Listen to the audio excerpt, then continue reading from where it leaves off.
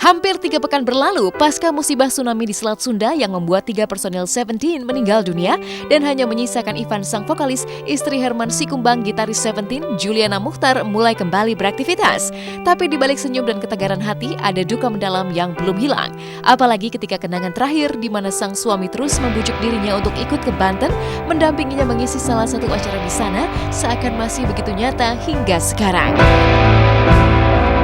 Sebenarnya sih sebelum kejadian ini malah lagi syuting stripping, tapi minta izin dulu ya paling 2 minggu menata hidup lagi. Soalnya masih kerasa sih ya kehilangan.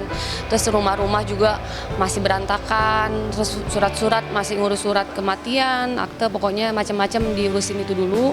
Jadi karena ngurusin itu, jadi kita ngambil kerjaan ya kayak gini, bintang-bintang tamu dulu. Sebenarnya malah pas hari itu saya libur, tiba-tiba saya libur di hari Kamis, Jumat saya libur, kan Sabtu mereka berangkat.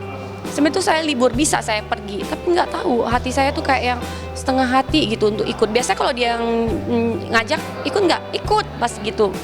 Terus saya bilang, anak saya dia lagi kena cacar nih, nggak usah aja ya, 6 jam perjalanan mobil jauh banget. Terus saya dari kemarin stripping badan masih sakit banget, di depan orang-orang masih yang pura-pura tersenyum, apalagi kalau misalnya ada acara kayak donasi itu kan musik bandnya kan gede banget ya suaranya, tapi pikiran masih kosong, masih mikirin kayaknya sebentar lagi almarhum mau datang nih mau manggung. Di satu sisi, Juliana barangkali bersyukur karena tak ikut bersama anak-anak ke Banten.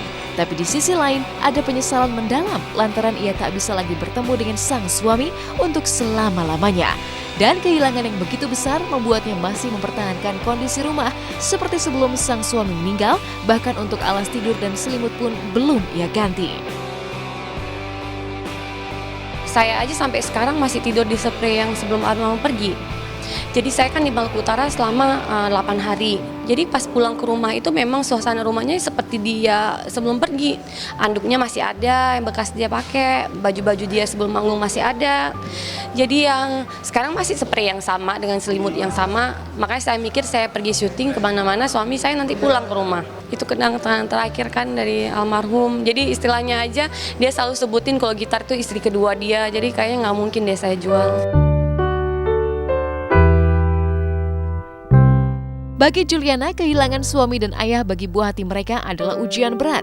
Tapi ketika melihat ketegaran buah hati yang seolah sadar dan tak ingin memberi beban berat kepada sang ibunda, meski masih kanak-kanak, menjadi pelecut semangatnya untuk terus menjalani hari. Pasti kan anak-anak.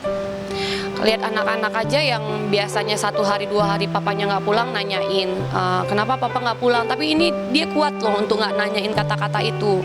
Memang 4 harian di Jakarta dia sempat ngomong ya, mama papa kok nggak dia terus mungkin ingat apa pesan aku, jangan nanya lagi papa udah di surga. Jadi dia langsung alihkan pembicaraan ngomong yang lain. Jadi aku ngeliat aja anak-anak setegar itu kenapa aku harus sedih gitu. Jadi dia sekarang lebih dekat ke adikku, ke kakak iparku. Jadi yang sosok laki yang ada di rumah dia kerasa kayak yang lebih deket ke adikku aja. Om Jul mana ya mama? Kok nggak ke rumah? Kan Om Jul kerja nanti ke rumah. Jadi dia nanyain aja Om Jul kemana, yang abang iparku kemana. Itu aja mungkin ya yang ngerasa dia harus ada sosok cowok untuk masih ada adik-adikku di rumah. Sebelum ajal menjemput, almarhum Herman rupanya pernah berjanji kepada sang buah hati untuk membelikan sepatu baru. Dan siapa sangka, 1 minggu setelah musibah melanda, anak mereka justru didatangi lewat mimpi, di mana almarhum Herman memberikan sepatu baru tersebut. Malam terakhir kita mau pulang, dimimpiin.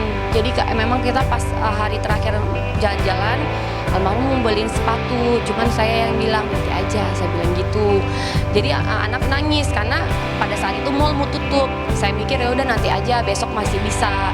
Nah terakhir saya sepelein janji itu, ternyata dimimpiin. Makanya pas di mimpi anak saya cerita itu, dia bilang papa datang bawain sepatu terus cium puja. Tiap subuh itu dia selalu bangun. Setiap subuh dia bangun karena saya bilang kalau papa puja itu papa puja sholat, puja papa seneng banget. Jadi dia kalau mamaku manggil puja subuh, dia tuh kayak per badannya, benar-benar set langsung bangun. Yang lain aja masih ya males, tapi kalau untuk yang sholat dia langsung bangun ke masjid. dimaafkan dan didoain juga sampai sekarang. Semoga almarhum tenang sana dan semua anak-anak dan keluarga diberikan kesabaran.